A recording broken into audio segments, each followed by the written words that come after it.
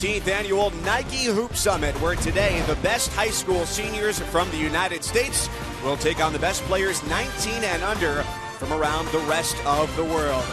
Glad to have you along. We're here inside the Moda Center in Portland. Mike Cousins, Fran Fraschilla, and Paul Biancardi. So it's near the end of the spring season for the United States high school players, but they've got a lot to play for here today as they've lost the last two Nike Hoop Summits. Yeah, this game's about star power and team play. We have two elite teams loaded with talent playing in front of NBA personnel. And Fran, I want to see which star can step up and make his team win. Well, we have a few guys that are capable of doing that, Mike, but USA, very important. There's a sense of urgency from practice this week.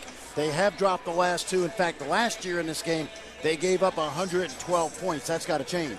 And that was a scoring record in the first 16 years of this game. Let's take a look at two of our players to watch, and we're going to focus under the bucket. Well, Carl Towns Jr., 7'1", representing the Dominican Republic, but he played his high school ball at St. Joe's in Metuchen, New Jersey.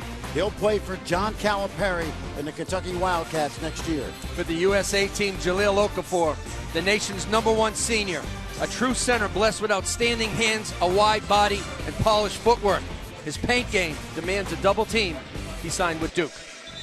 Starting lineups first for the world team. Their point guard, SMU-bound Emmanuel Mudiay, Jamal Murray, and Damien Inglis out of France join him in the backcourt. Trey Lyles from Indianapolis, where he plays his high school ball, originally from Canada, going to Kentucky, along with Carl Towns Jr., who will join him in Lexington and the Blue next year. For the United States, their point guard is the #1 point guard in the country, Tyus Jones. He'll be joined at Duke next year by big man Jahlil Okafor, the top big man in the United States. Johnson Oubre and Alexander out of Chicago round out the starting five for the United States. Mike Jones, who just wrapped up his 12th season as the head coach at DeMatha Catholic High School, is the head coach of the United States team. Also served as an assistant prior now to his second stint as the head man for the U.S. team. And Roy Rana is the head coach for the world team, now in his 4th Nike Hoop Summit. Very familiar with the Canadian scene as he's the head coach at Ryerson University in Toronto.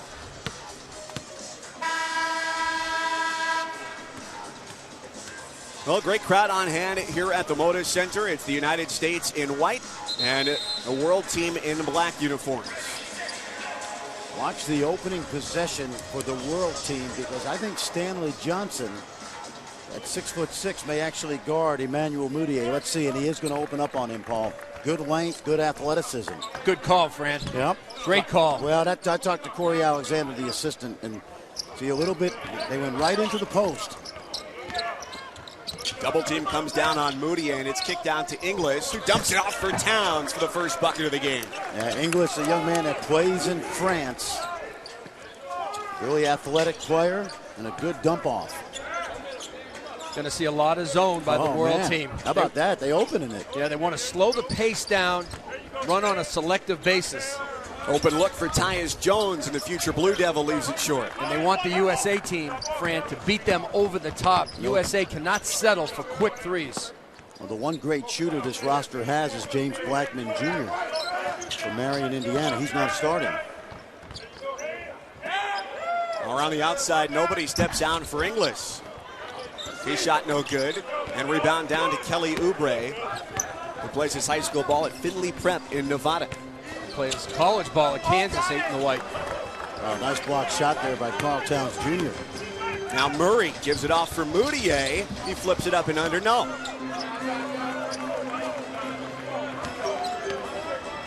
I'm a little surprised that the world team's opened up in zone. I realize that's an Achilles heel oftentimes for Team USA, but they would challenge him a little bit first. Fran, last year USA shot 16% from three, and you just mentioned that they only have one shooter in James Blackman. I like the move. Offensive foul on Trey Lyles. This game is being played under international rules, so 10-minute quarters, the three-point line deeper, and a 24-second shot clock. Use of the NBA lane as well. And Fran, with these guys, how is it going to be different using the shorter shot clock? Well, most of these Team USA guys have already played international basketball, and it's really never been a big factor. Of course, most of the world guys have gotten used to that clock, particularly the guys that are playing overseas right now. And that's just the opposite with the USA team. Only 8 states have a shot clock. I know that's your big deal, right? That's my big baby. I mean, you got to learn how to play and manage with a shot clock. Yeah, I mean, shot clock makes more possessions in a game, more opportunities to improve that block shot. Towns with power matched by Okafor, and now Johnson leads the break right to the bucket, and a follow by Oubre, no, and it's Alexander there to finish it up. I love Cliff Alexander. You know, I'm going to go old school on you guys. Reminds me of Antoine Carr and Cliff Livingston. Big Cliff Alexander, 14 in the white, headed to play for Bill Self at Kansas. He's going to love this monster on the glass, Fran. Yeah, you don't have to run a lot of offense for him. He'll do his job on the glass, but he will be great in Bill Self's high-low game. 3 areas Alexander really shines: rebounding, finishing, and blocking shots. Alexander and Kelly Oubre headed to Kansas next year to play for Bill Self. Well, I like the matchup of Johnson on Moutier. They can't post Tyus Jones. Lyles, second try, no. Towns, the offensive board. Gatorade National Player of the Year, no. Both teams are really banging. You know, Carl Towns Jr., Paul, he's really improved over the last couple of years. Well, his body's improved. Yep.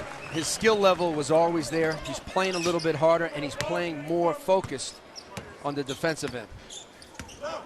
We'll see him in a lot of pick and pops and pick and rolls tonight. Emmanuel Moutier representing the Democratic Republic of the Congo with the 15-footer. He grew up in Dallas. His family immigrated when he was about 6 years old. 2 older brothers. One of them, John Michael, playing at SMU for Larry Brown, where Emmanuel will reside next season. Larry Brown is going to be great for Emmanuel Moutier. He's very difficult on point guards. Talking to Emmanuel before the game, Paul, he said, that's exactly what I want out of a coach, to make me better. Larry Brown was speaking at a coach's clinic yesterday in New Jersey. He said, quote, as long as I don't screw up, Emmanuel Moutier is going to be a lottery pick next year. Moutier excels in the open floor and dumps it off for Inglis. Out of bounds and headed back the other way. That's the one part of his game, the jump shot that he made off the pick and roll, that needs improvement. If he can make a jumper and make the defense stretch out a little bit, he's so dangerous off the bounce and so strong. Well, he's going to be great in pick and roll. That's SMU's strength this year is really good pick and roll play, and he'll get all the nuances of that aspect of the game from Coach Brown. Absolutely. He's going to teach him how to play the right way.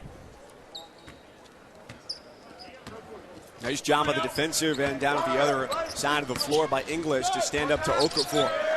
Miscommunication. Moutier looking for Lyles, and he throws it away. Yeah, well, once Moutier went up into a shot, Lyles was thinking offensive glass, and Moutier then had second thoughts.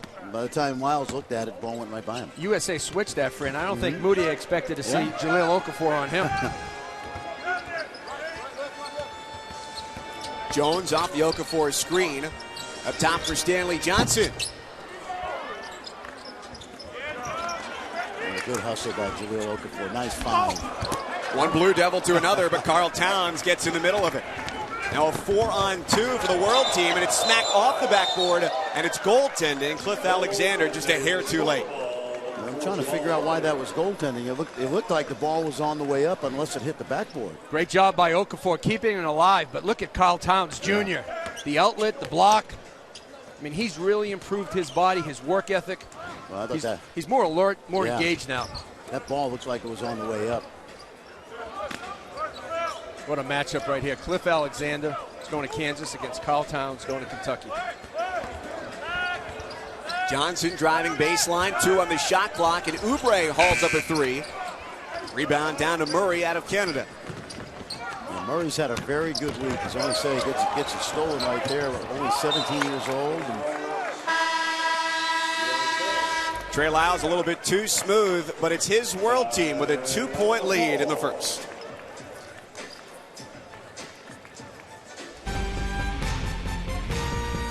ESPN's exclusive presentation of the Nike Hoop Summit is brought to you by Nike. In the early going in the Nike Hoop Summit here in Portland, Oregon, the world team with a 2-point edge over the USA junior national team. take a look at the top recruiting classes for 2014. Jahlil Okafor and Tyus Jones headline that Duke class. I mean, got Trey Lyles here as well, headed to Kentucky, Paul. Kentucky has another great class coming in. Probably the most skilled class John Calipari has ever put together. Beside Carl Towns and Trey Lyles, Devin Booker, one of the best shooters in the nation, and a little point guard by the name of Tyler Ulis out of Chicago will be the purest point guard John Calipari's ever coached. All the other guys were scoring point guards, Fran. Ulis, facilitator. I'm going to be very interested in the next week or so, guys, what happens at Kentucky in terms of who stays and who goes. Some people think 6 or 7 of Kentucky's underclassmen will declare for the draft. That's a program right now with great talent, but still very much in transition until everybody makes those final decisions. And we're, of course, still waiting on a decision from Miles Turner, the big man out of Texas, who's narrowed down his list.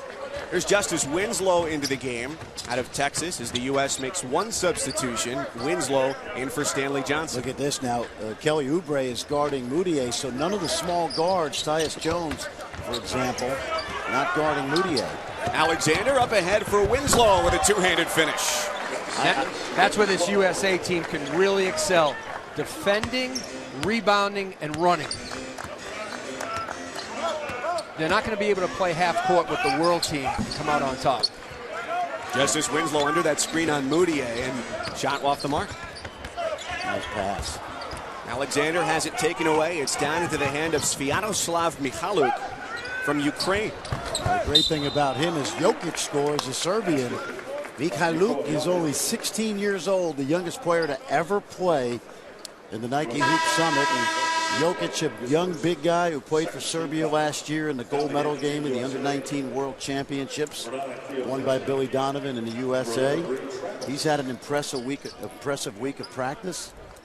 He and Okafor have got to know each other very well over the last 9 months or so. Love this guy's skill and his ability to pass in the scrimmages, Fran. So quick, so easy. You know what they call him? The players on the world team call him Little Dirk. Foul on the rebound, and that goes on Jokic, his first. He plays at Mega Vezura in Belgrade. It's one of the youngest professional teams in Europe. There's 9 or 10 guys under 22 years old on that team. In the Adriatic League, average age probably about 21. Yeah. Now first look at Reed Travis out of Minnesota. And he turns it over. World team with a 2-point edge first quarter. Well, what I like so far, Paul, is both teams grinding it out, playing pretty good defense. It's not really an all-star game. These teams, World has been together since Monday. Team USA came in a day earlier than usual. Murray pulls and connects. The group of all-stars, though, that play most like a team will win this game. Yeah. This game's coming down to chemistry, togetherness, and having a harmony between them. Last year, the USA team did not have that. Lob, backside, and a nice finish from Justice Winslow. Great screen by number 11 in the white, Reed Travis, headed to Stanford. Well, they worked on that the last couple of days because they knew they were going to see zone. Oh, boy. Back-to-back possessions. It's Murray heating up. Now, he's only 17 years old, Jamal Murray. He's the next guy in that Canadian pipeline that's coming to the States. Trying to make a name for Kitchener, Ontario. Michaluk with the right hand. Another good sophomore in the country, Fran, by the name of Justin Jackson, plays at Findlay Prep, 6'7" sophomore. My cousins and I saw him. Winslow had options, and he defers to number 1 and drops it in. Jamal Murray is more of a, they're trying to turn him into a point guard, but the one thing he does really well, he reminds me of Corey Joseph, who played at Texas. He's a combo guard, but a really good shooter. Murray now with 3 on the shot clock, stifled by Tyus Jones. Gets the front of the rim. You know, he got the shot off, Fran, with 3 seconds to go. Murray was able to get a shot off. A lot of young players would have had a violation. North Carolina's Theo Pinson misfires from the corner, and here's Brandon Francis on the run. The future Florida Gator pulls and hits. And that's what he does. He can really shoot the ball, Brandon Francis, from Arlington Country Day in the Jacksonville area. Played for Rex Morgan. Yeah. Really good high school coach. Well, guess what? He was a tremendous player at Jacksonville with Artis Gilmore and Pembroke Burroughs back in the day. And a former Boston Celtic. Exactly. You know I was going to say that next. Right into the hands of Clint Capella, the big man from Switzerland. A lot of people, including our own Chad Ford, have their eyes on number 14 in the black. Well, he's got to play well today if he's going to keep his name in the draft, in my opinion. He's a very athletic young guy, but he's not really polished just yet. Out of bounds and off of Brandon Francis. Chad Ford, at Chad Ford Insider. Probably that's what's up on his phone. Yep. He's got his eye on Clint Capella. As of the latest big board that Chad has published on ESPN.com, Clint Capella is at number 11. I think that'll change. I think that's going to drop. He's a young guy that still has a lot of work to do. Could he stay in the first round? Absolutely. I've seen this kid for a couple of years, and the skill level's not caught up yet. He's a role player right now in the French Pro League. But this is a big opportunity for him, and this has been a launching pad for first-round picks. He does have a 7'4" yes, he does. wingspan, so that's going to help him on the defensive end. But, Fran, I haven't seen the offense from him in the last couple of days. Yeah. Now, there's a young guy that's in the NBA, Ian Mahinmi, who's drafted originally by the Spurs, has become a good role player, similar type guy, but still a work in progress. And still plenty of time before that draft, which will take place on June 26th. No, without a doubt. So under a minute first quarter, and the world team with an 8-point lead. They're defending two-time champions here at the Nike Hoop Summit. And they're sticking to that zone, Fran, all game, because USA's having a tough time getting inside of Okafor, and they're not really making shots against it. Murray turns off the screen and gives back for Jukic. Short on the three, rebound down to Pinson. Pinson, the future Tar Heel. Continuation, and he'll head to the free throw line. A three-point play coming up. Love the versatility of Theo Pinson. 9 in the white, headed to Chapel Hill. You know, he makes plays on both ends of the floor with his athletic ability, his body control, and has just enough skill, Fran, to play anywhere on the perimeter. Yeah. Still needs to work on the jumper. It's a good versatile class, right? With Justin Jackson and Pinson, you add those guys to the mix coming back. I think Marcus Page is going to have a huge junior year next year for the Tar Heels, and he'll be running the team with some really talented young guys out there. And Joel Berry in the game right now, also going to Chapel Hill. Gives them some more depth in the backcourt with Nate Britt. Offensive rebounding, keeping the ball with the world team. Murray, who's been piloting the point, short of the baseline jumper, and now 10 seconds to get a shot off for the USA team. Murray looks real composed for a young kid, doesn't he? Yeah, he sure does. Let's see what Pinson does here. Pinson tries from deep. And the first quarter comes to a close with the world team a 5-point lead. USA has lost the last 2 years, but at least in the first quarter of play, they put on quite an athletic show. From the outside, Justice Winslow, the pride of Houston, Texas, finishes with 2.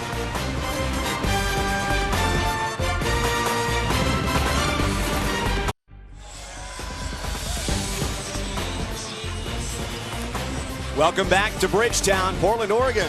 5-point lead for the world team. They've won the last 2 years against the USA junior national team.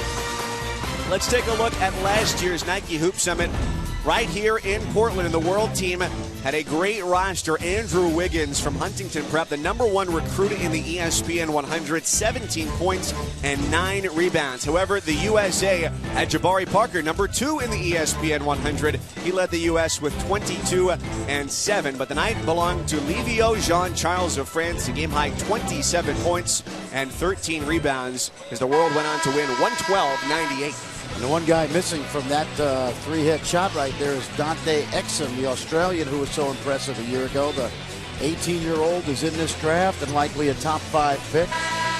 Currently working out in Los Angeles and anticipation of the June draft.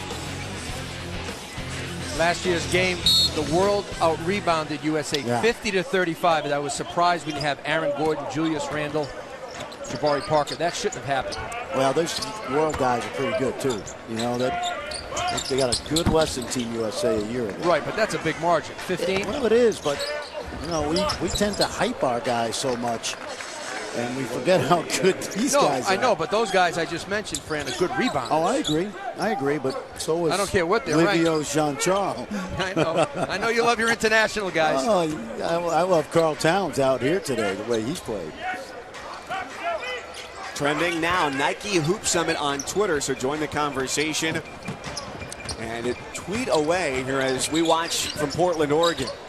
A world team with a 7-point edge, and it's James Beerson from the corner along two. He's a Turkish kid who's playing at the very highest level, TBL, Turkish Basketball League. Fenerbahçe Ulker, his team. Yes, in Istanbul. And they're in that 3-2 zone with the forward up top, and he's sliding. Sliding down, going to cover the block when it goes to the corner right there on Stanley Johnson. Miles Turner, the screen for Barry, who fades and leaves it short. The ball has to move a little bit more, Fran, to make the zone move. I agree. Moutier right to the basket. Went up with the left hand and missed it. And a loose ball foul. There's Danny Ainge, who actually about a month ago said that he didn't think this 2014 draft was everything that it was, expected to be. And it was kind of back to my point earlier. Sometimes we build our guys up in the USA, and we look at the great year Julius Randle had, Jabari Parker, but it just goes to show you how the world is caught up, because those guys struggled last year at times in a game like this. No question about it. Danny Ainge took a few shots in his day, huh? Yeah. BYU, Celtics. After that, first three letters of the alphabet he told me he learned was FGA, field goals attempted, not ABC.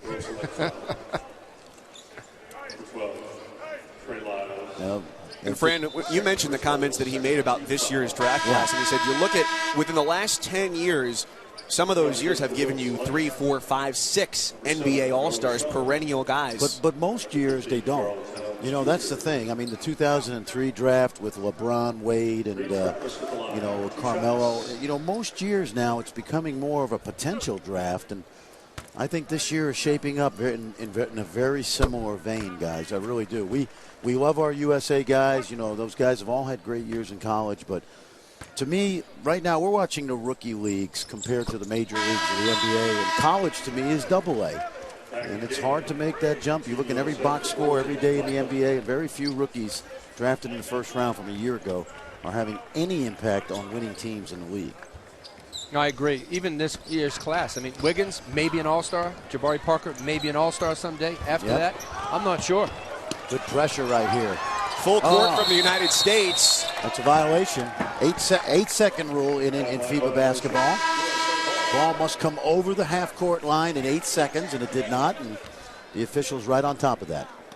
Our officials, Matthew Myers and Hector Sanchez from the United States, and Jose Carrion, originally from Puerto Rico, his 6th straight Nike Hoop Summit. Jose lives in Connecticut, and you see him on the FIBA stage as an official. Does some college basketball as well now. In the Olympics. That's the guy right there. James Blackman. He's got to get more shots against that zone. Oh, good run out. Moutier open floor, puts it home, and the world team grows their lead to 9.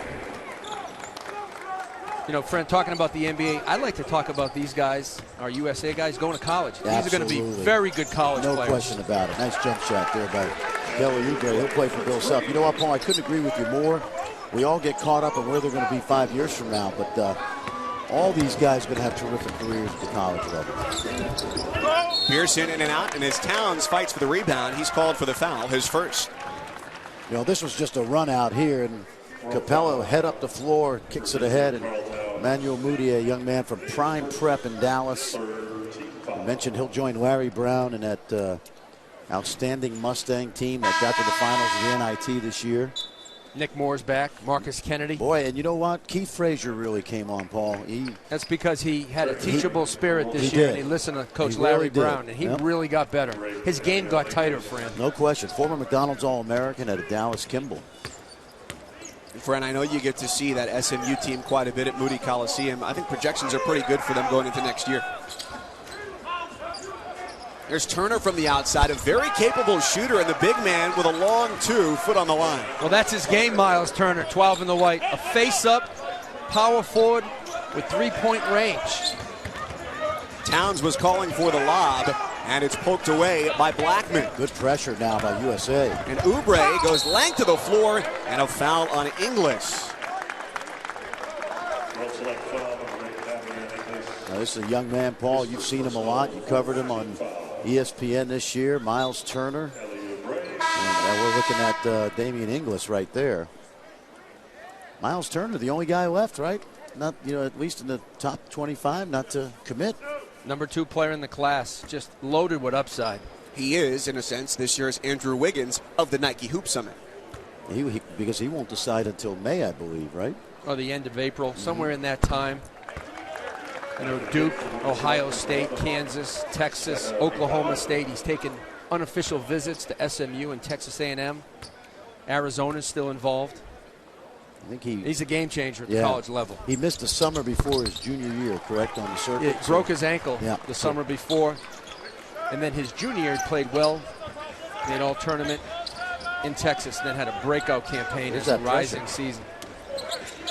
Good look ahead. Nice pass. World team handles it well, and Towns fouled by Turner, who was looking for a block. And the 16-year-old Mikhailuk with a good pass ahead, and then a 2-on-1. And the bigs connecting. There's that pass out of the trap, and then nice bounce pass to Carl Towns Jr. Same high school that produced Andrew Bynum and John Bon Jovi, probably the 2 most famous guys to come out of there, right? And then there was a guy, Jay Williams, who had a decent career at Duke, although Jay was never the Gatorade National Player of the Year, I reminded him the other day. But he drank Gatorade. He drank Gatorade, but he was the Player of the Year in college. Hey, so that guy, Jay Williams, was a stud on the court. And Paul, as we talk about Carl Towns, that Gatorade National Player of the Year is not just a basketball award. No, it's character and academics and basketball. Carl Towns does so much in the community, has outstanding grades. And when you talk to him right away, you can tell he's a polished young man. Yeah, he's involved with the parents of autistic children, which I know is near and dear to his heart. Dad, a great guy. See him around a lot. He got caught looking on a drive. Nice finish from Stanley Johnson. And that's his game, Stanley Johnson. The pride of modern-day high school in California. He's a power driver. Nice screen right there by Winslow. The sweep, the drive, the finish. He's one of my favorite players in this class because he always gives you great effort. He did something that no player's ever done in California at the highest high school level. He won 4 straight state championships for Gary McKnight. And you know where he gets it from, right? His mom. His mom was an outstanding player at Jackson State. She's in the Hall of Fame. He gets it, and he gets his motor, he told me, from Aaron Gordon playing with the Oakland Soldiers. He said that's where I learned how to play hard, watching Aaron Gordon. Nice moving screen by Towns right there on the roll. Moutier poked away. Sloppy pass by Moutier that time. But a great give up by Stanley Johnson, Oubre. So the U.S. team has stormed back and now leads it 27-26. 6:04 to go in the second. The United States has lost the last 2 years, trying to make it their first win since 2011. The United States on a run, back in front by 1. And our own Fran Fraschilla now with the Executive Director and CEO of USA Basketball, Jim Tooley. Thanks, Mike. Hey, Jim, it's been a good decade or so for USA Basketball. Assess the current state of affairs of where the USA is. We're in great place. We rank number 1 in the world at every age category, from U16s all the way up through the World Championship and Olympic Games. So we're looking forward to a great summer, preparing for the World Cup in Spain for the men and the Women's World Championship in Turkey. Nike Hoop Summit's been a huge part of that. Describe the contribution it makes to USA Basketball every spring. This is a great event. It showcases our young national team players as well as the best national team players from around the world. You got a busy summer coming up. Just describe what you got on your plate for USA Basketball. We're hosting some U18 World Championships in Colorado Springs. We're preparing for the World Cup for men in Spain, and in Istanbul we'll be going with the Women's World Championship team. Appreciate it. Thanks for joining us. Thanks, Fran. Jim Tooley, the Executive Director and CEO of USA Basketball. And the USA team with a 1-point lead here second quarter. Paul Biancardi, Fran Fraschilla, Mike Cousins at the Moda Center in Portland, Oregon. And this is Sviatoslav Bikalu off from the corner. Ball headed the other way, back to the United States. And the USA team, Mike, has gotten the lead with their defense. They're active, they're engaged, they're rebounding, and they're trying to hold the world team to one shot. World team has 9 turnovers right now. Back in the game for world select number 13. USA has to be consistent with their defensive approach. Right now on the floor, there's Stanley Johnson along with Cliff Alexander, Tyus Jones, Justice Winslow, and Kelly Oubre. And Johnson good on the first free throw. As Fran said, at Mater Dei High School, a 4-time state champion. The Monarchs went 35-0 this year. Well, look at his versatility. Grabs a defensive rebound. He makes 1 for 2 from the line, but he gives it up on the break. I mean, this guy does it all, Stanley Johnson. Is Kelly Oubre. What I like right now for Team USA is you got Oubre, Johnson, and Winslow. All 3 guys are multi-position guys. It gives you a lot of... They can play at the 3, 4, and 5. Yeah. They can play at the 2, 3, and 4. You got the big guy in the back, Alexander, and your point guard, so they're ready to rock and roll. And Winslow, is he on this team probably the best defender, most versatile, along with Stanley Johnson? Yes, he impacts the game without taking a lot of shots. His ability to defend, handle, and pass. The world over the top of the pressure, and Moutier is headed to the free throw line. You'll see Winslow on Moutier as well during this game. I saw Winslow last summer play for Billy Donovan's under-19 World Championship team, and they basically, guys, pressed and ran the whole game, and that's exactly where he's great at creating havoc in that full court pressure. I tell you where he's really strong as a switch defender. He can switch onto a point guard or he can switch onto a power forward. Justice Winslow. Yeah, and at Duke he'll have a chance to do that, Mike, because Coach K's defense oftentimes will play multi-skilled guys out there. Even-sized guys can do a lot of switching. Moutier 50% from the field. The leading point guard on this world team goes 1 of 2 from the stripe. Number 2 point guard in the class behind Tyus Jones, number 6 in the white.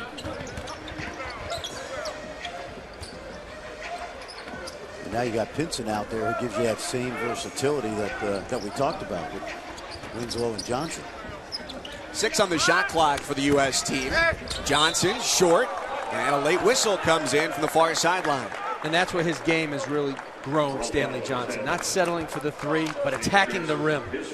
When you have Winslow, Johnson, Theo Pinson, you can't settle and stay outside, Fran, and just shoot 3-pointers. You got to get into the gaps, the elbows, into the paint. Well, you guys know also he had to play some point guard this year for Gary McKnight, and I asked him during the practices, I said, did it affect your game? He said, well, it helped me, but I don't really want to be a point guard. And at Arizona, he won't have to worry about that with T.J. McConnell back another year, certainly. Little Jackson Parker Cartwright coming in, right? Yeah, great class. Yeah. And Craig Victor we saw at the Knicks Nationals, the Findlay Prep. Gary McKnight told me in January, Stanley Johnson, best player he's ever coached. Wow. That's a strong statement. That is, when you think of the great run that Mater Dei's had through the years.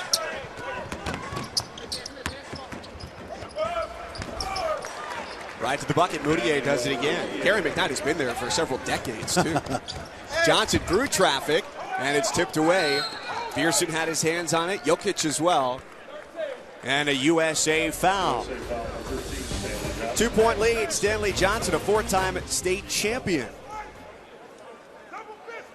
And now Moutier will get it in against pressure from the United States. And it's been relentless, really. Full court, some trapping. It's got him to the free throw line as well. Look at this. This is great. Jones with a takeaway and a 3-on-2 leaves it for Winslow. And he gets it anyway. You know what you love about that, Paul? They're showing man-to-man, and then I think it was Winslow or Oubre just came running up. There's that double team. Look at Stanley Johnson right there. It's almost a run and jump, Fran, Absolutely, yeah. Moutier gives it away, and it's James Pearson, a native of Turkey. Danger is when you press like this, you got to sprint out of those traps because Moutier, once he gets open court space, he can shred you. Jokic with a great pass against the trap. Jones always with his eyes up, sees the whole floor. Oubre misses, and Johnson over the back foul against the United States.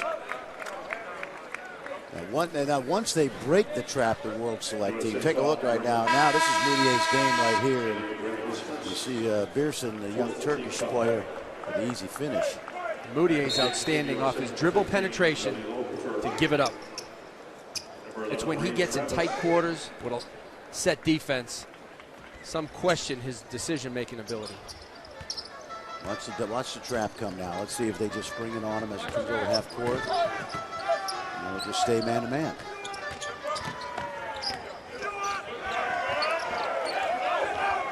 They're trying to speed up the world team, and it's working.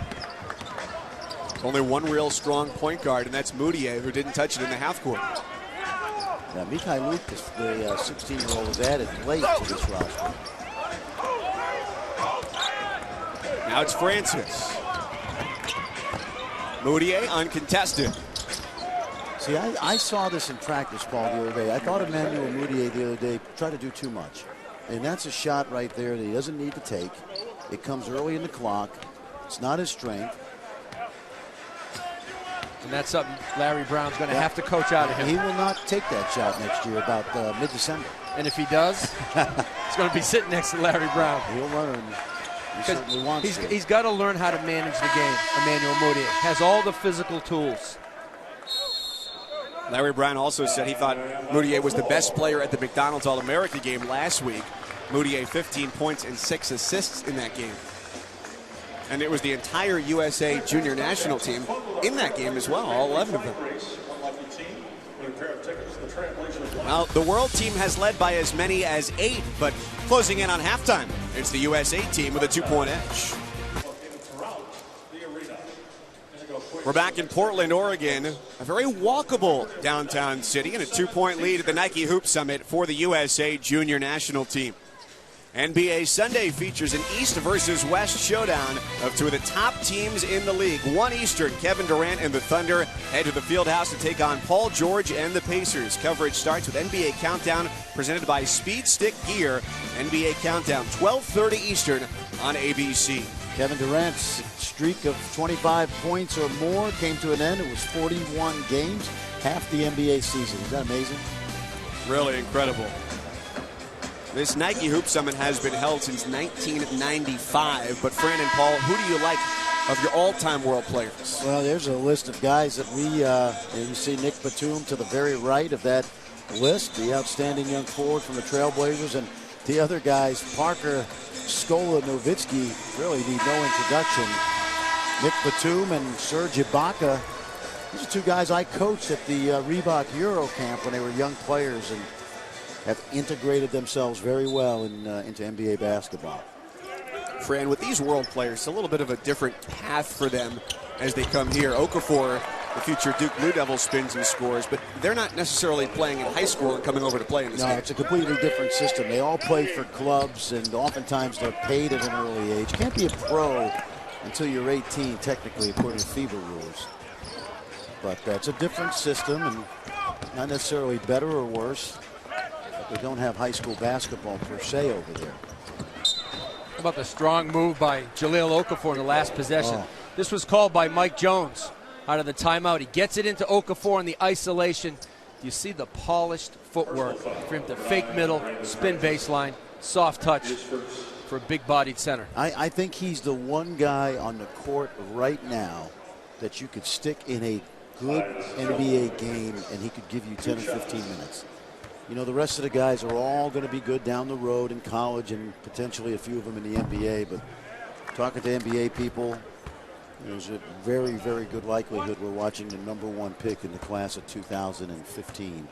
There may be some guys that have something to say about that before it's over. But Mike Krzyzewski is going to mold a young guy that, you know what, Paul, if you think about it, Coach K hasn't had a big guy like this in a very, very long time. The last one I think of is Elton Brand. Elton Brand is big, a strong great guy. example. Yep. And Okafor has work to do. He has to stay in shape. He has to become a better rebounder. But when it comes to scoring with his back to the basket, he's the best. And Elton Brand, in one of this game when he was playing for Lou Panzanero at Peekskill High School in suburban New York. Dropping a dime, my cousins. Yep, Peekskill. That school also produced Hilton Armstrong. Lou Panzanero, an outstanding coach. Remember back in my days at Manhattan and St. John's. More recently, you might remember Mookie Jones, who went to Syracuse. Now Jamal Murray back into the backcourt with the world team for Emmanuel Mudiay. Murray just turned 17 back in February. And Brandon Francis, Florida's own, drops it in. His dad, Bobby Francis, played at Boston College in the late 80s. Yeah. Brandon Moore. Were you there? No, not yet. Not yet. I was at Boston University then.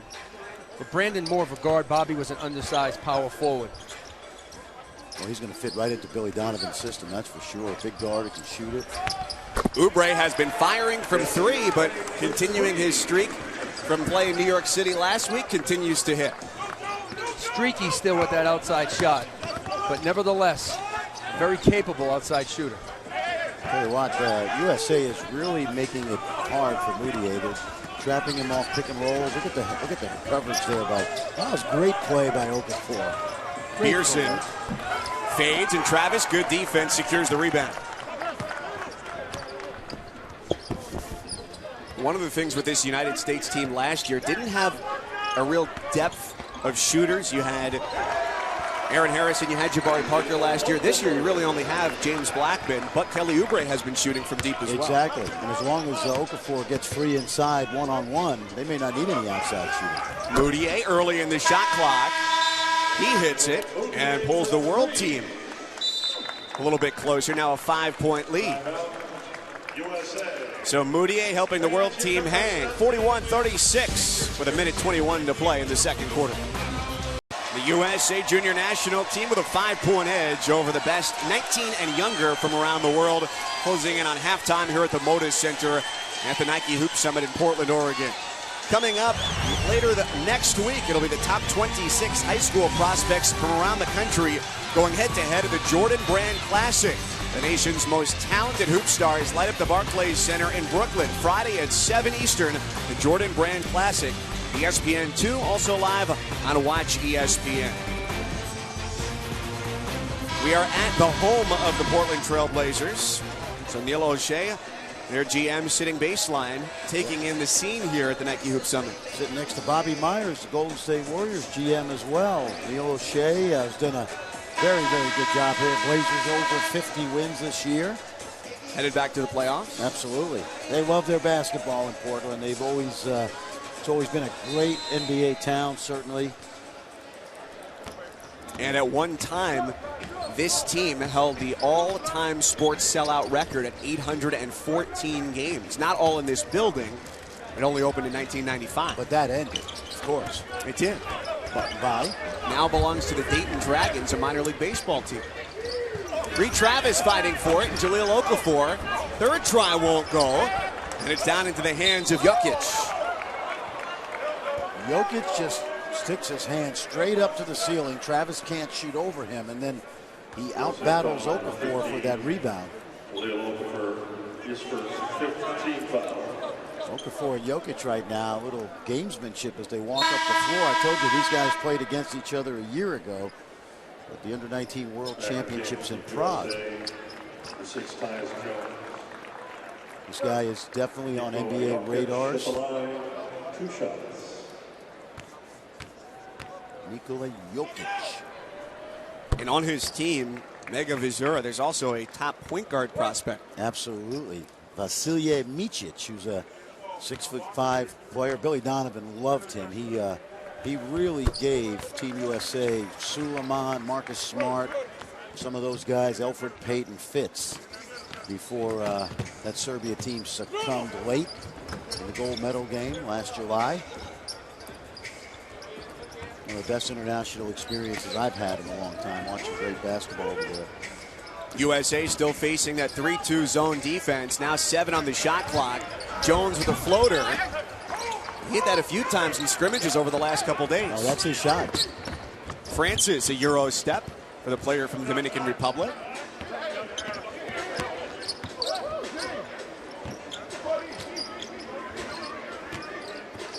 Now 7 to shoot. Mudiay eyes the shot clock. That's Okafor move his feet. Bit of a mismatch. Yep. Okafor on defense, and it's tipped out back to Francis. They don't have to take that shot because they have no shot clock now. Quick shot, didn't need it. Now here comes the U.S. and at the buzzer, the three-pointer goes. Justice Winslow nails the triple. Well, and that happened because Brandon Francis shot that ball early, giving the Team USA one more opportunity to score. And Justice Winslow, who is really working on that jump shot. This one just good court awareness, time and score. Gets a good look at the rim, knocks it down. And for all of the scouts and NBA GMs in attendance, that's well beyond the NBA three-point line. I would say that's the case.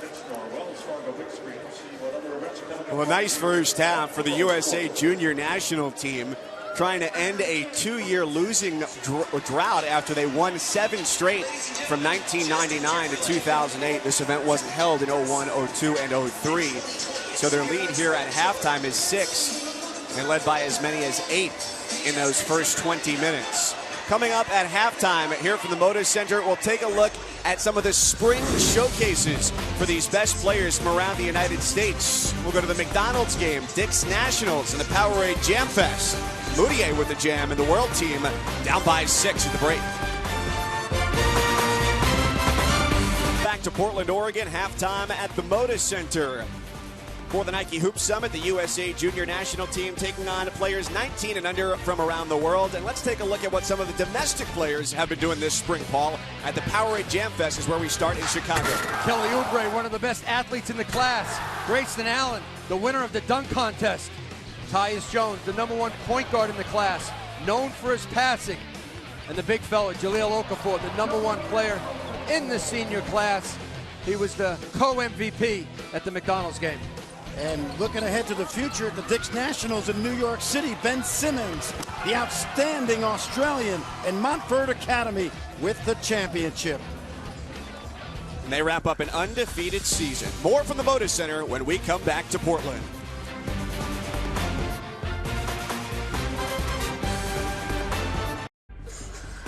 Welcome back to Portland, Oregon, the Nike Hoop Summit 17th annual.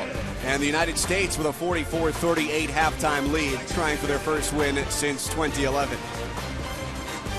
Thanks for being with us. Mike Cousins, Paul Biancardi. And so, as we saw the last couple of years, the world team gets out to an early lead, but the United States finds its way back and now leads at halftime. They've been attacking the paint, and Justice Winslow's been a big reason why the USA team has taken this short lead right now at half. Well, he has been great, hitting a three-pointer at the end of the first half, but Winslow out of Texas, 14 points on 6 of 8 shooting. Well, he's a facilitator, a defender. He gets his teammates involved, and if you get him close to the rim, he can finish with authority. Nice back screen lob against the zone. His versatility is what stands out, and he can impact and influence the game, and he doesn't need a lot of shots, but he made a big-time shot right there. Set up on a miss by Brandon Francis. Their best guard so far for the world team has been Emmanuel Moutier. Been very efficient in this game, 5 for 10 from the field, a couple of runouts, a jump shot off the pick and roll, and if you're open, Moutier can find you. He's going to try to lead this world team back in the second half, but get him in the open floor, and he can produce.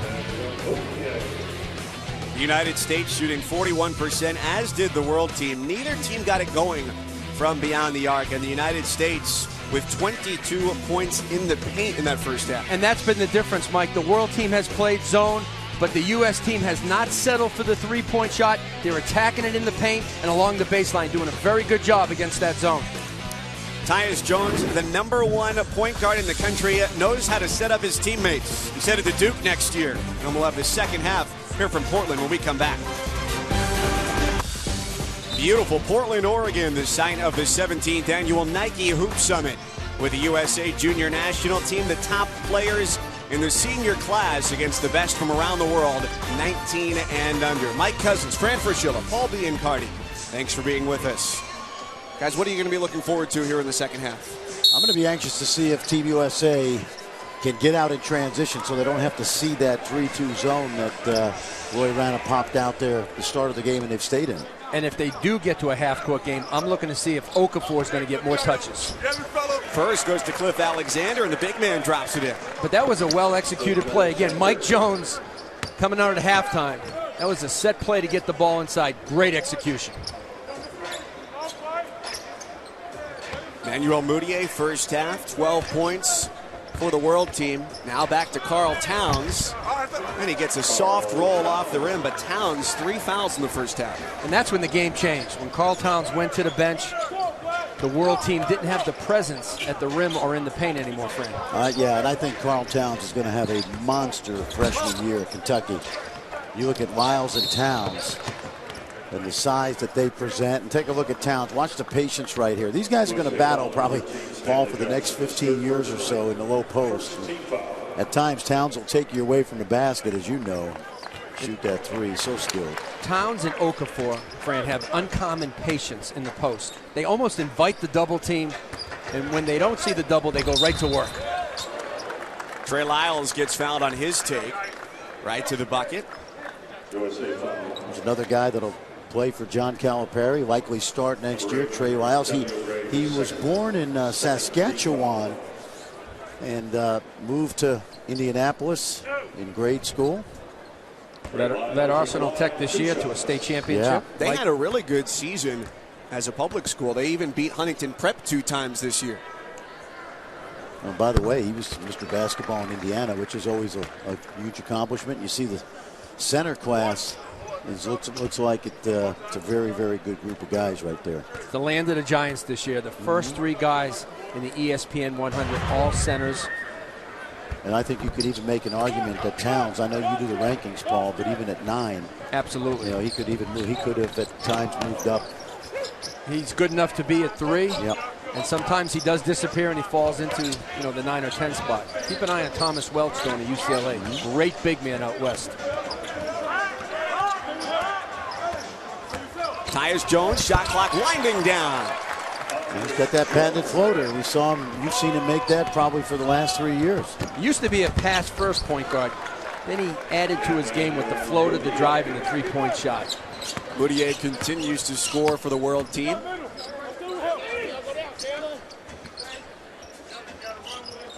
Alexander fakes and finds his way to the free throw line. Towns was there, and if it's on Towns, that'll be his 4th. What a great move by Cliff Alexander. Fran, not known for his offense against the set defense. And if you're Karl Towns Jr., you back off of him, you make him shoot over the top. I'm not sure the foul at the top, the foul call was the correct call at the top of that jump. It looked like he got all ball. But the point is, you don't go for Cliff Alexander's shot fake on a jump shot from 15 feet away. That was not foul number 4 on Karl Towns. Instead, it was the first on Jamal Murray, the 17-year-old guard from Toronto. That makes perfect sense because I thought Towns had all ball at the top of that jump. And Murray had a very good first half. Alexander finishes quite a year for his team in Chicago in the city championships. A 4 overtime finish against Jahlil Okafor's squad. Whitney Young.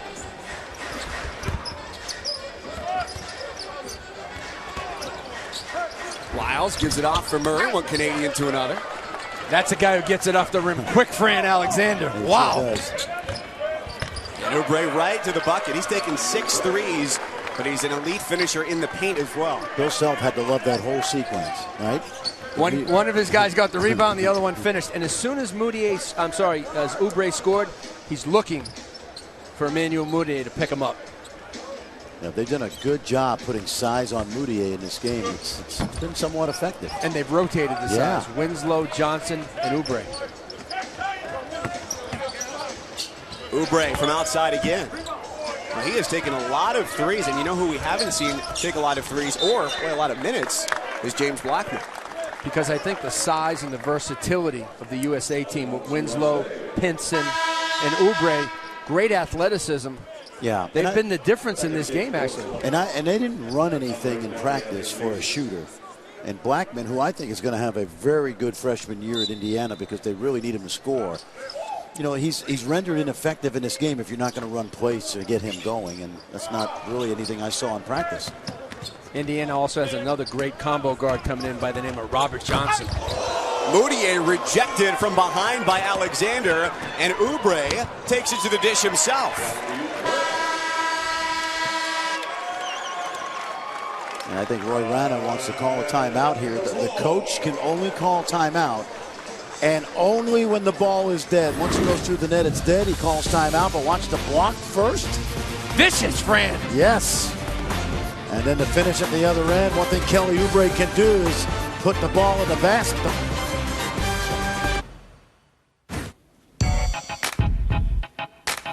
Duke University.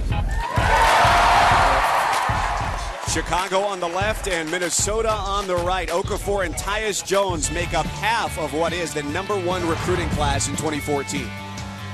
Well, that relationship started with USA Basketball in 2010 when they were teammates. That's when they decided, you know what? We may need each other in the future.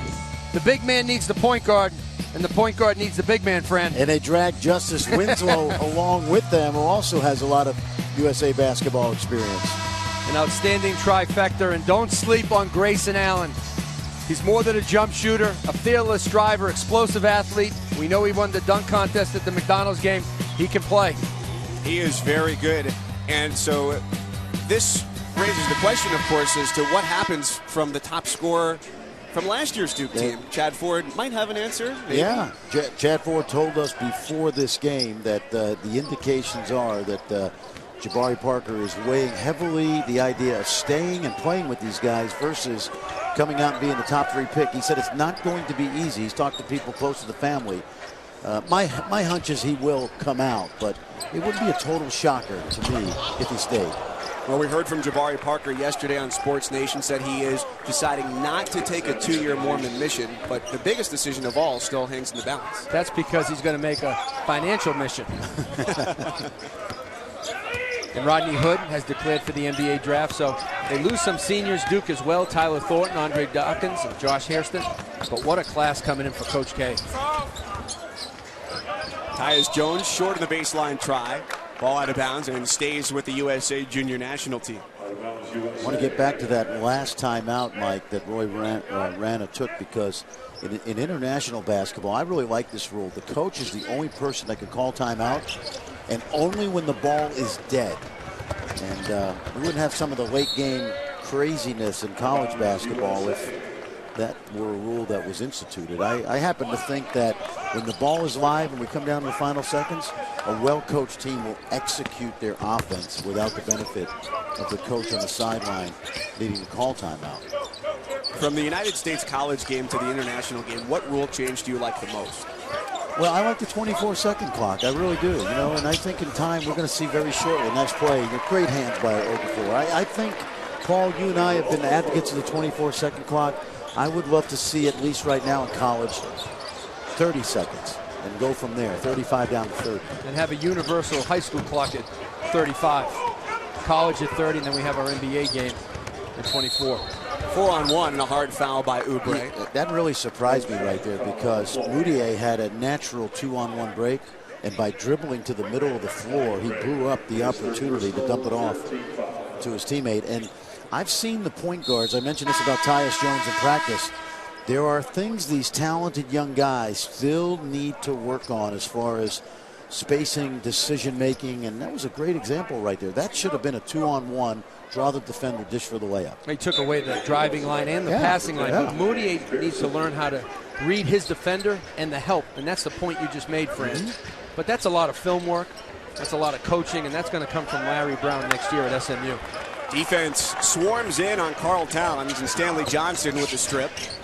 That was a really good double team by Stanley Johnson that time. They really did swarm, as you pointed out. Something that the United States team worked on the last couple days in practice. And they're looking for Okafor on the box.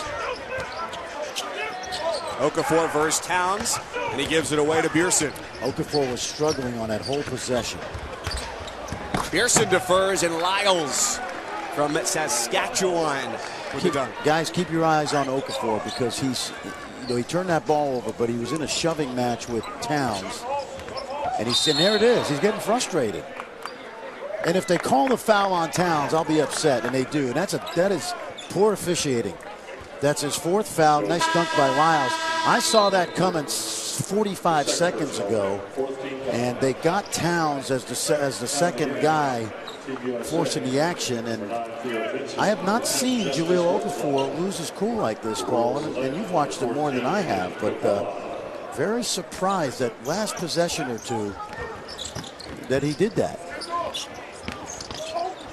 pins and drives and finds the side of the backboard down to Clint Capella, who's into the game with 4 fouls. Great job by Capella, hands straight up, not to foul. Lyles swatted. Alexander got in, but the ball had already started its downward path. You can see the skill by Trey Lyles, who's headed to Kentucky. In the lane, 6'9", spinning. Shows you the soft touch. And then from the weak side, the Kansas signee, Cliff Alexander. Yeah, and Lyles is a guy that is going to play instantly at Kentucky. As we have a stoppage at half court. And over at the scorer's table, they have a question on who the last foul was charged to. They need to ask Fran that, because he already said it shouldn't be on Karl Towns. Well, I think it's going to, but I think that's how they ruled it. It probably is. But the thing about Trey Lyles is, to me, he's a below-the-rim guy. No question. You know, down the road, his professional future will be a question. But certainly at Kentucky, the way he draws fouls, the way he has that great footwork around the basket. But he's also another piece of that Canadian puzzle that we've seen in college basketball this year. The Melvin Edgems, the Stauskises, the Pangoses.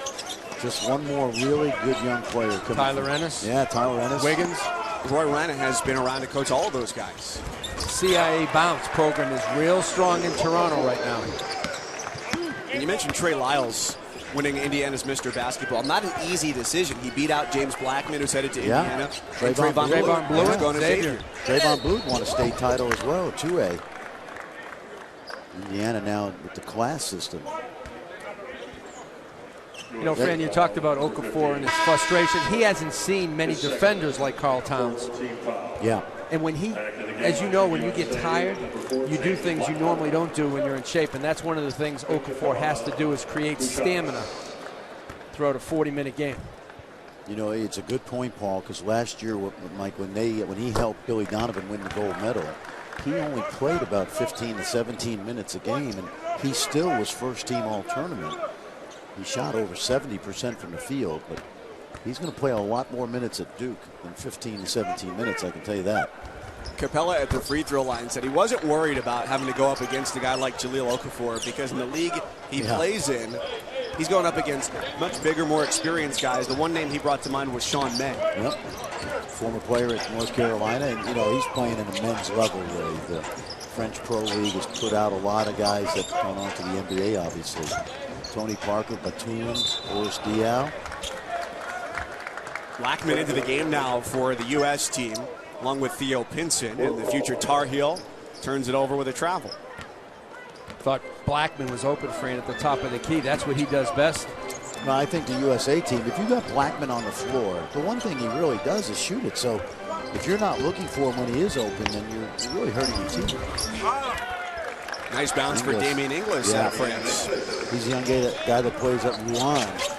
Kim English is playing there, and Kim told me about him and really likes his long-term potential. Said he's got to learn to dominate games with his athleticism. That's what James Blackman does. And he can make them open, or he can make them contested. You got to find, this kid is as good a shooter as I saw last summer, Paul. And there's two great shooters in the country, Fran. James Blackman and Devin Booker, who's headed to Kentucky. Yep, and Devin's not on his team. Inexplicably to me, because when you play the world team, you're usually going to see zone. I agree. Devin's dad was a terrific player in Europe for a long time. Melvin Booker played at Missouri. That's when they were in the Big Eight. Yep. Inglis, and a skilled finish by Capella. Capella does a little bit more this half. He could get drafted in the first round. No, I'm joking. Schroeder played great here last year. Dennis Schroeder. No, and so many times. Yeah, you know, a lot of guys can fool you, but this kid's athleticism certainly bodes well for his future. Okafor out of his comfort zone, trying to dribble through pressure. Pearson. Nice pass. Capella to the free throw line.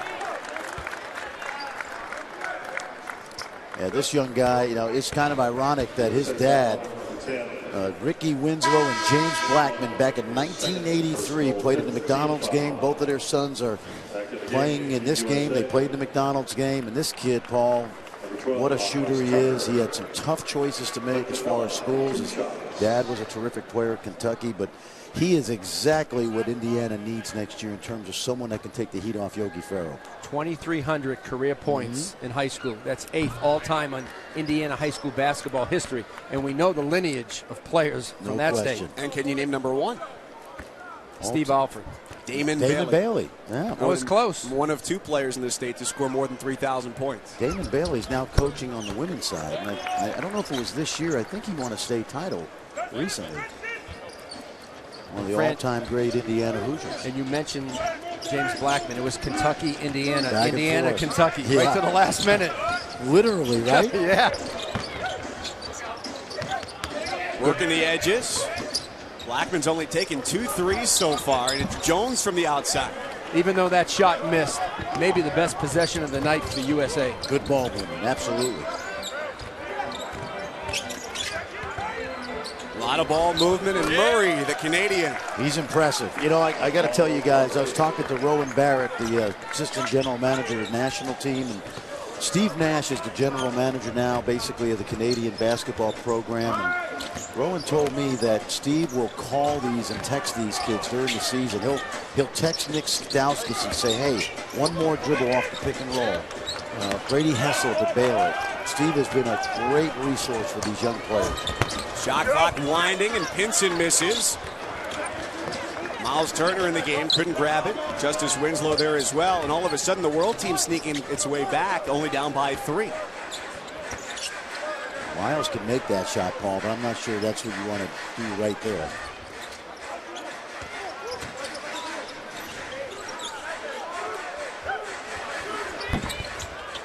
Pearson misfires. World team a little bit small right now with Capella and Towns sitting because of foul trouble.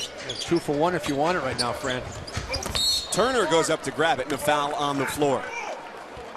Another season of Sunday Night Baseball continues on ESPN as David Ortiz and the world champion Red Sox head to the Bronx to take on Derek Jeter and the Yankees. Sunday Night Baseball in its 25th season, presented by Taco Bell. Boston versus New York, Sunday at 8 on ESPN. Fran, you're a Sox fan, right? Come on, Fran. Let's take off the gloves right now. I know they'll meet 54 times this year, right? The 162 games. Times 4 hours for each game. Yep. And they won't like each other for all those games. Although someone told us that the Yankees will close out the regular season in Boston. Where they struggle at Fenway Park. Well, but it'll be Derek Jeter's farewell in the regular season anyway. And we'll send them out with 3 losses. So 6 on the shot clock. To the corner, it's Oubre again. But a great pass by Winslow, the drive and the find. Watch Pearson. Pearson will. They leave him wide open, the Turkish native. He's long. Kind of like, he's of course, Ilyasova, who's been a good player in the NBA for the Bucks. Ashik. Good young players in Turkey. We're seeing Winslow right now at the point guard spot. He has that ability. Turner can shoot, but he leaves it short. And we are heading for an exciting final 10 minutes here at the Nike Hoop Summit, tied at 61. The USA Junior National Team powered up by 2 of the best big men of the class of 2014, Jahlil Okafor, a Duke Blue Devil, and Trey Lyles, headed to Kentucky. 10 minutes to play here at the Moda Center, and the World and USA tied at 61.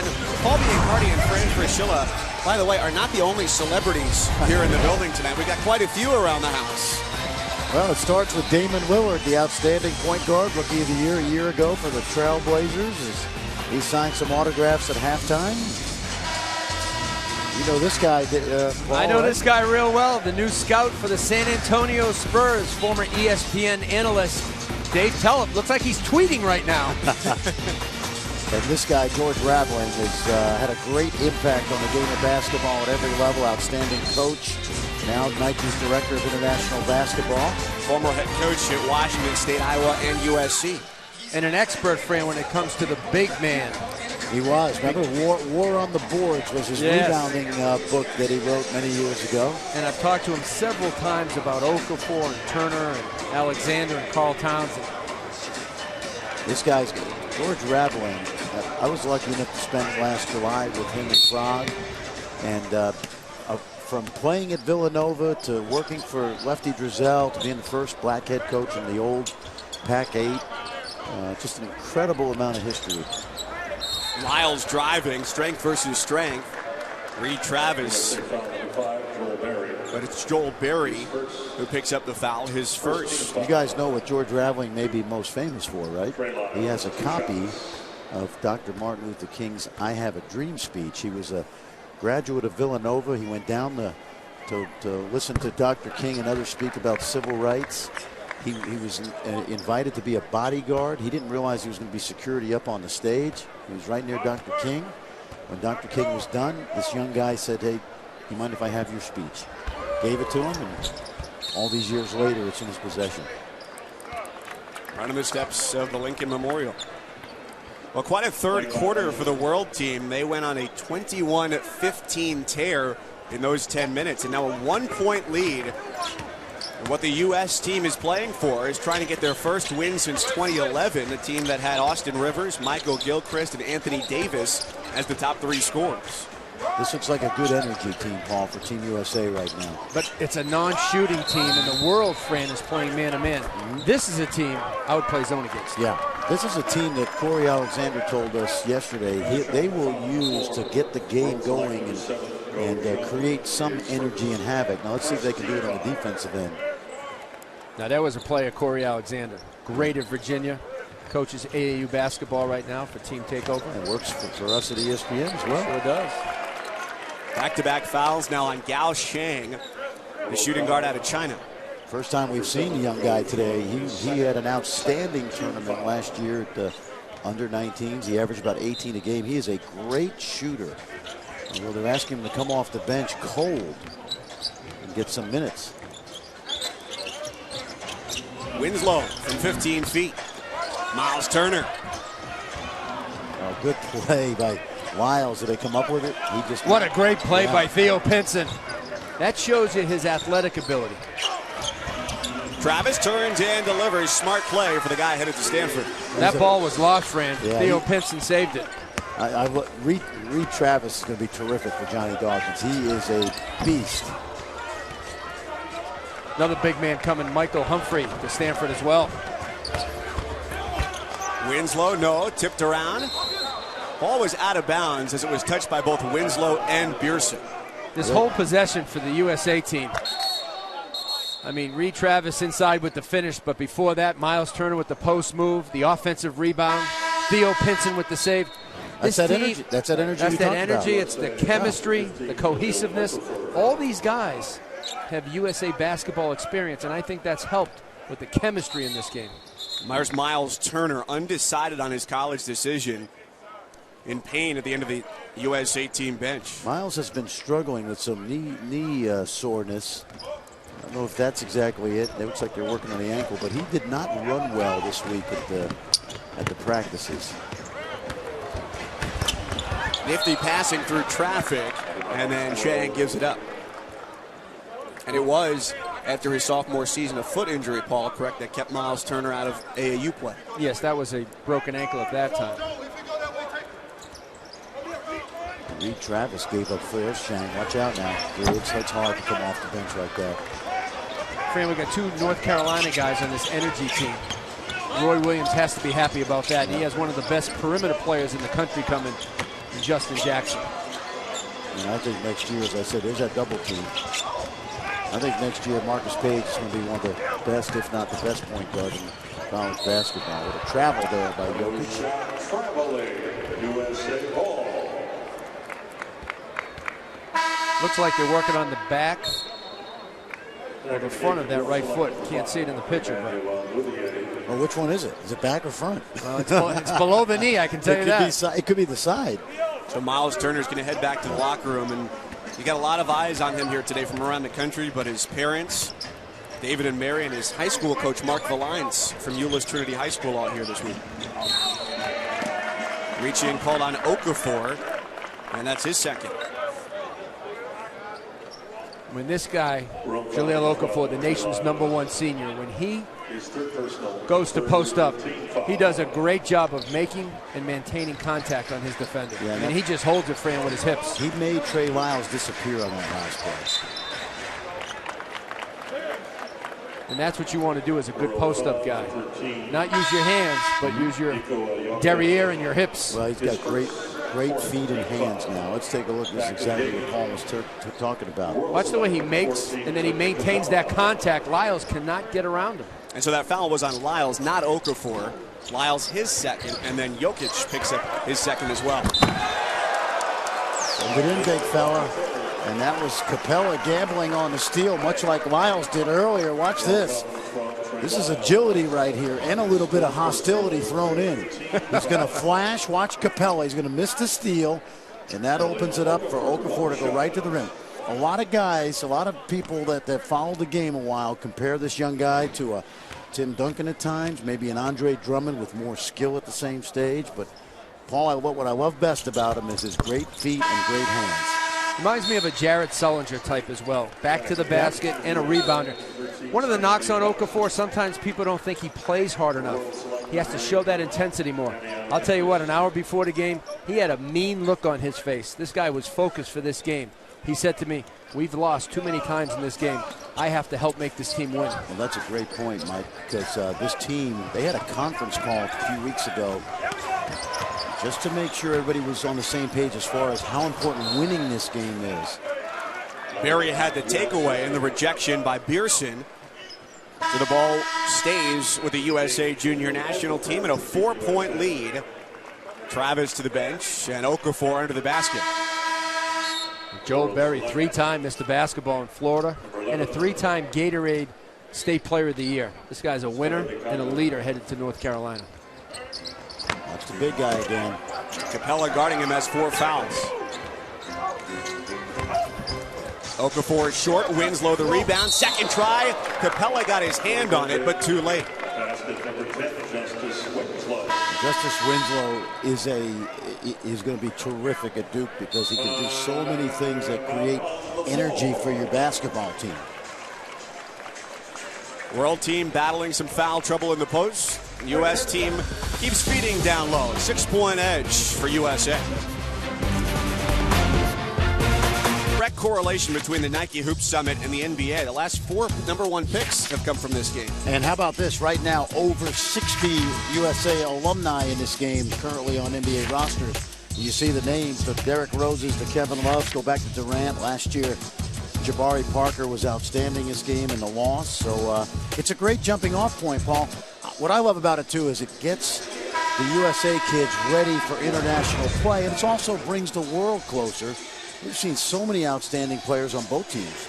With all the scouts and general managers, here's a chance to make a great first impression. Last year we had some guys make a lousy first impression, and I think it's going to affect them when it comes to their draft opportunities. USA was blown out a year ago. Emmanuel Mudiay short on the try for a world team that last year won 112-89, a scoring record in this game. And in 2012, the world team, a game that was a little bit more like today, lower scoring, won 84-75. And if you know, a lot of the scouts have seen these kids already, and they'll track them the next 2, 3, 4 years. But the decision makers in the NBA, as he throws it off the back right there, and that's not almost cost him a turnover. And then behind the back, Capella gets a chance to show off his shot. Rebound down to the USA team. But just to finish my point, the decision makers that are here, the guys that are the GMs, oftentimes goaltending, offensive basket interference, oftentimes, guys, this is the first time they get to watch these guys. And so it's really true about making a good first impression. Well, they get to see him first, Fran, at the McDonald's game, then here, then Jordan Brand Classic. But you're right. Like Neil O'Shea's not running around seeing high school games, okay? No, this is his, and he built the LA Clippers, and Portland Trail Blazers was smart enough to hire him as their GM. Been here since 2010. And he drafted Damian Lillard. This guy has a knack for evaluating talent, and he loves the mid-major guys. You know, the guy at Weber State, C.J. McCollum, Lehigh. Former New Yorker. I think he went out to California, and he really worked himself into a workout guy. There you see Damian Lillard at a Weber State. He's an Oakland guy. Foul there was on Reed Travis, his first. And now Mike Jones, the head coach for the USA team, runs Cliff Alexander into the game. They get bigger as Theo Pinson takes a seat. Mike Jones, think of the job he has done replacing the legendary Morgan Wooten and the players he's had, including Victor Oladipo, James Robinson at Pittsburgh. B.J. Anya right now at NC State. Jaron Grant looking to make a comeback next year at Notre Dame. The Grant family. Fourth one is on the way, right? He's going to be a senior, I think. See how quickly Jones just moves the basketball. Alexander fighting for it. Travis, now Winslow. Wow. A lot of physical play slipping through the cracks. Travis there to clean up. And that was Justice Winslow. You know what? Couldn't get the rebound, but he got the steal. This guy's the game MVP in my eyes. It started with the volleyball match on the backboard. Take a look. Watch the effort here. First by Travis. I mean, these guys are just attacking the basket. Watch Winslow right here. He grabs it, can't finish it, but he doesn't give up on the play. Look at the little tap from behind to gain the possession back. How about Reed Travis? He was a great high school football quarterback at De La Salle. 25 touchdowns his junior year. I remember talking to him last summer. He said, nope, no more football. I'm concentrating on basketball. His brother, Jonah. I'm sure you've watched him play a few times. Yeah, his brother Jonah is a very good player at Harvard for Tommy Hamilton. Moutier down with the board, and the world team trailing by 8. Can't finish it. Great push by Moutier. Yeah, and a nice dish by Murray back to Moutier. Moutier just got to make that. Now Towns back in. He's going to battle with Okafor. Karl Towns, 4 fouls as well for the big man. And he fights off Okafor. Got numbers. Murray running it. Towns can hit that shot. Saw him yesterday go around the arc, probably take a foot step to his left and just keep draining threes everywhere he was. What I liked about him yesterday is we know he can do that, and I think John Calipari is going to let him do that. It's play away from the basket, but he's getting, I think, tougher and better around the basketball. He's learning how to play low to high. And how about how he got recruited to Kentucky? He wasn't even being recruited by John Calipari as John Calipari was coaching him for the Dominican national team. Which in a way is unfortunate because he's never going to be able to play USA basketball again. Right. Once you commit to playing for a national team, in almost every case, there are some rare instances that it can change, but he will be a part of the Dominican national program going forward, even though he's a Jersey kid. Pretty good staff there. Del Harris, Rod Strickland, and Orlando Antigua. Yes. Congratulations to Orlando Antigua. Got the head coaching job at South Florida. I think he's going to do a great job. Been a top assistant for Calipari. Karl Towns got it stuck to his knee. I'm going to tell you, Larry Brown's going to like that little pocket pass from Emmanuel Moutier. They're a heavy pick and roll team. And that ball could have come up just maybe a hair, so Towns didn't have to reach down for it. Now full court pressure from the world squad, trying to close an 8-point deficit with 5 minutes to play.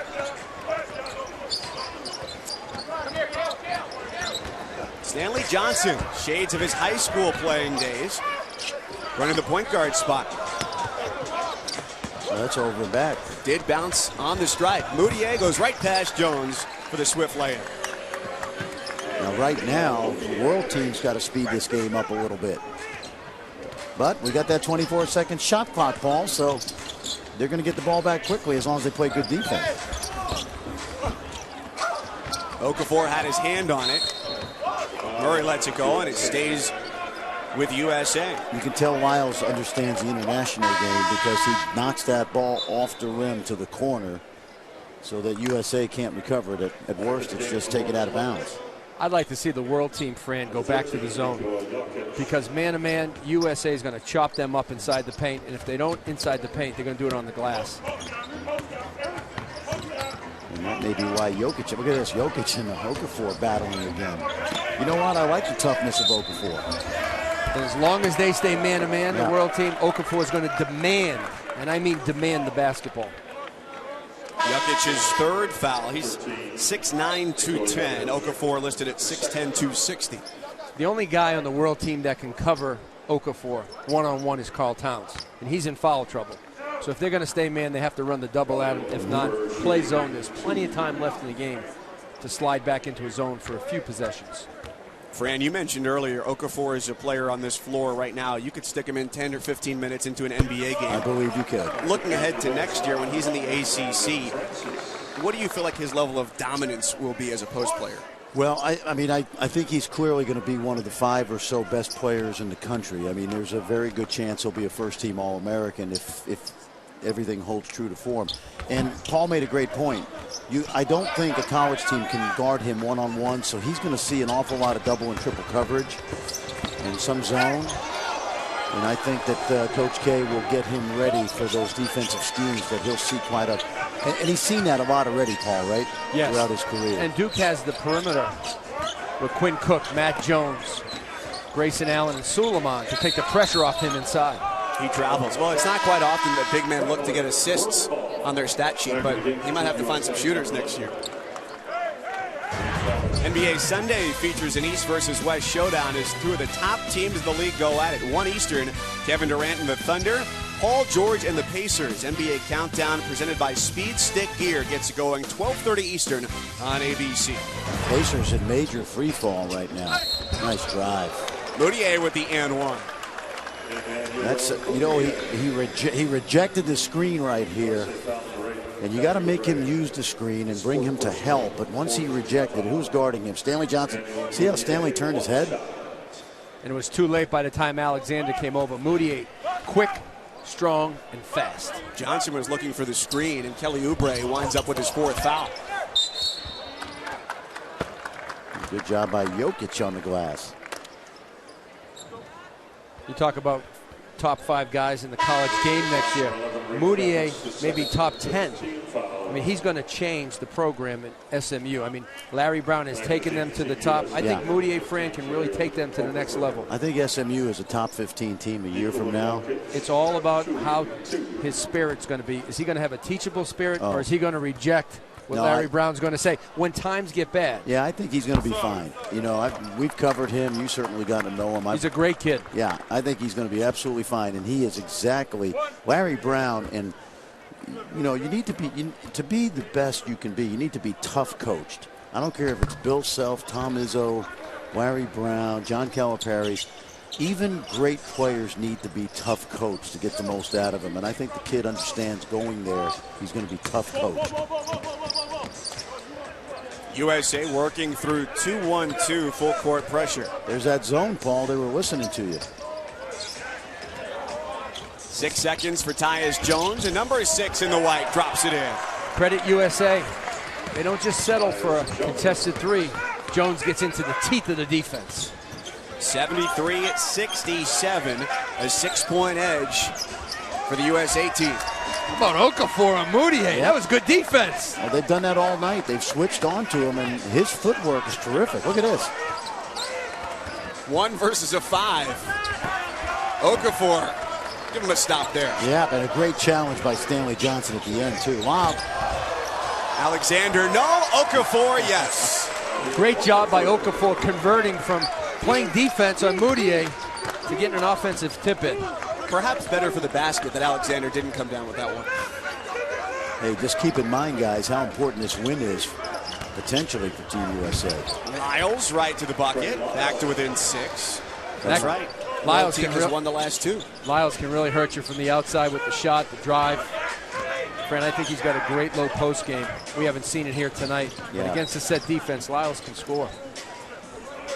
Well, he's got a lot of big bodies out there with him, both on offense and defense, but I think he's going to be just fine based on everything we've seen through the years. Another floater, Tyus Jones, rebound down to Lyles. Quickly ahead for Moutier, pushing right through traffic, and 2 free throws coming for the future SMU point guard. Did a good job right there making sure Stanley Johnson drew some contact on the drive. Stanley Johnson, foul number 4. Back in the game, the world select number 10, James Pearson. Well, the USA team leads the all-time series 11-5. Their last win back in 2011. Last year, a blowout by the world team, 112-89 win, led by Andrew Wiggins. Keep in mind, this world team, guys, it has more players going to college than normal. Oftentimes, we're going to see the Nick Batums, the Bismack Biyambos. Last year was Livio Jean-Charles, got drafted, who's actually out with a knee injury. There are great young players around the world right now that are not here, the 18, 19-year-old players. It just so happens this year you've got about 7 of these guys that are going to hit the college, and Team USA taking advantage of it. I think a lot of these guys, Paul, played against each other many times. Lyleses and Towns Juniors. Absolutely. And last year was Schroeder and Karasev. Well, they shredded. Oh, my gosh. Schroeder shredded that USA backcourt. I mean, that team was experienced and talented last year for the world team. Jones getting the job done himself. Team USA, 7-point lead, 1:43 to go. So the United States trying to edge out the world team for the first time in the last 3 years. Tyus Jones is a facilitator, but don't sleep on him. He's got the floater off the glass. But he's also got the big guy he's going to be throwing it to next year. Nice hands by Jahlil Okafor, Whitney Young's finest. ESPN's exclusive presentation of the Nike Hoop Summit is brought to you by Nike. Welcome back to beautiful Portland, Oregon, and the USA team leads by 7, 1:43 to play, on the verge of their first win since 2011 here at the Nike Hoop Summit. And another season of Sunday Night Baseball continues on ESPN as David Ortiz and the world champion Red Sox head to the Bronx to take on Derek Jeter and the Yankees. New York with a 1-game lead in the early standings. Sunday Night Baseball presented by Taco Bell. Boston and New York, Sunday at 8 on ESPN. Also live on Watch ESPN. Now, the reason that the world team is inbounding the ball from the front court is much like the NBA. It's a FIBA rule. Roy Rana called a timeout. Ball was at the end of the court on the baseline. They get to move it to the front court. And it doesn't matter anyway. Tyus Jones takes it away, and the future Duke Blue Devil continues the scoring for the USA squad. Former Apple Valley star. He gets a lot of attention for his offense, Tyus Jones. But his ability to read the inbounder and get the steal. Tyus Jones on defense, extending the lead for USA, up 9. The top 26 high school prospects, including all of today's USA team from around the country, go head-to-head at the Jordan Brand Classic. Don't miss the nation's most talented hoop stars light up the Barclays Center Friday at 7 Eastern at the Jordan Brand Classic on ESPN2, also live on Watch ESPN. Guy we're going to see in that game, Fran, Justin Jackson headed to North Carolina, not in this game, but one of the best scorers in the perimeter in the country. You put him in a 40-minute game, he can get you 20 points efficiently. It's a busy year-round time for Team USA because after the Jordan Brand, you'll have the under-18 America's Championships will be in Colorado Springs this year on both the men's and women's side. Then you'll have the under-17 championships. Team USA in the world, USA under-17 team will play in Dubai in the World Championships. It's always busy. And the aspirations for these players here on the USA Junior National Team ultimately is the Olympic team. Exactly, and this summer the World Cup, which will include many of the NBA's best, guys like Kevin Durant, Kevin Love, Russell Westbrook. Coach K will coach that team, and the World Cup will be in Spain this summer. They have great continuity in their program, Paul. As you mentioned, almost all these guys have played USA basketball on the way up the ladder, and they have a national team coach at that level, Don Showalter. He really is a guy that provides that great continuity. And these kids are used to the rules. They're used to the international competition. It's turned out to work out very well up the line for USA basketball. And they hold training camps in October, just a long weekend in October for guys to get familiar with what Coach Don Showalter, there he is right there. done an unbelievable job with the younger players Yes. in USA Basketball. And it started, Mike, as you know, back in 2005 when Jerry Colangelo took over the program and hired Coach K. And from 16 on up to the NBA guys, USA Basketball is back on track. And it's something that a lot of these guys look forward to being a part of. Let's look at it for the other side. For the foreign players, they're playing here in front of almost full scouting departments from NBA teams. A lot of general managers are here. What is the scouting process like for the GMs watching these guys who play overseas? Well, again, you know, they're international scouts and they're college scouts, and they're guys that are tracking these guys. Watch them all year round, but the decision makers is what I call them, the GMs, the directors of player personnel. Oftentimes, this is the showcase, and the first time these young players on both the world team and the USA team will be seen by guys like Danny Ainge. So it's important. It's that first impression we talked about earlier. And it's so important for the GMs of the NBA teams to come here. And obviously that man right there is going to be in the lottery. Yeah, well, you see, and you know, just to my point about how it's a year-round process now, you know, you go from these events, and then all those guys that played college basketball, many of them who are not surefire lottery picks, they'll be at the combine. Then you'll have the lottery, then you'll have the draft, and we'll have summer basketball. You'll be back at it again. I'll be in the AAU circuit. There's a man right there, the decision maker for the Portland Trailblazers, Neil O'Shea, former GM of the LA Clippers. Put that team together with, by the way, he's getting Chris Paul. major airtime tonight. From He us. deserves He it. is at his home arena. Somebody is buying me dinner tonight. I'm just telling you. He really should be the GM of the year. I mean, he's done an unbelievable job transforming this Trailblazer team. Yeah, and it's been, you know, the NBA season is so long. So many teams are having good years. Really, I mean, look at the job the San Antonio Spurs continue to do. It's just incredible. You hire Dave Tellup and look what happens. Yeah, how about that? Transform the Spurs organization. He brought them instant success. Oh, good ISO right there. Nice ISO, goaltending. Goaltending on Good Trey coaching. Lyles. Come out of that timeout. They ran little Iverson cut over the top for Tyus Jones, and he took off for the races. Yeah, Mike Jones has done a great job out of timeouts, coming out at halftime, making sure Okafor gets his touches and guys aren't settling for three-point shots. Franny even had set plays against the zone to punch it inside. And the lob play, don't forget. Yeah, back screen lob. Now Moutier will try and match the offense at the point guard spot. And a foul as he goes to the deck under the basket. The USA is 11-5 all time. And we mentioned they dropped the last two games to the world team.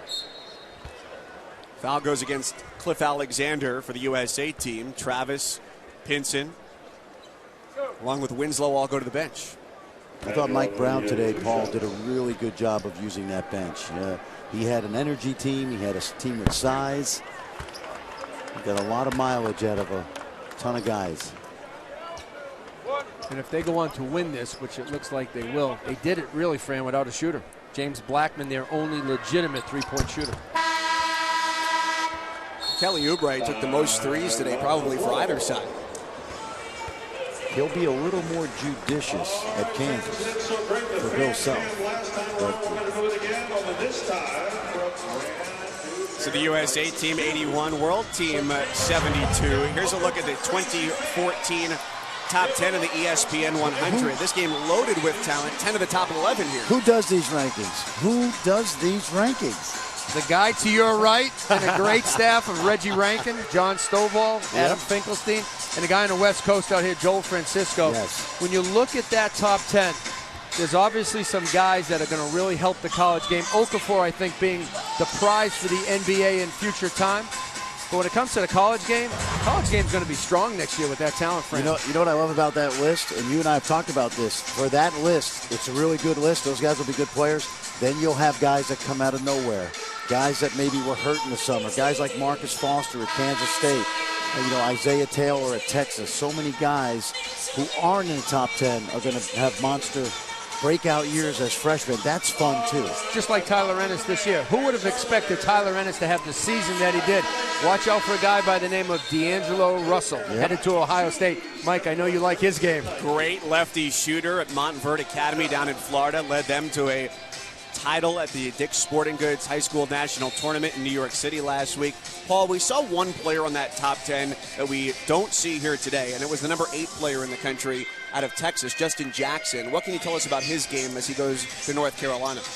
Big-time efficiency. I mean, when you look at his field goal percentage each night, it's over 48%. You put him in a 40-minute game, he can drop 20 points very easily.